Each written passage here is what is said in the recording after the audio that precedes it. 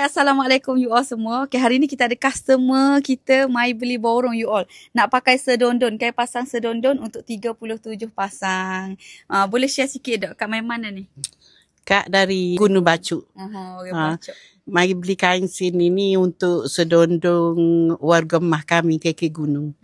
Siap ada sedondon lagi untuk apa, takut nak pakai untuk gimana tu? Pakai biasa kita pergi buat lawatan. Hari tu pergi lawatan Rumah Seri Kenangan Pengkalai Cepa. Lepas tu perancangan hari tu nak pergi Canberra Highland, Tanah Rata. Kita biasa kalau pergi kita pakai sedondong lah. Banyak program seumur dah. Okey.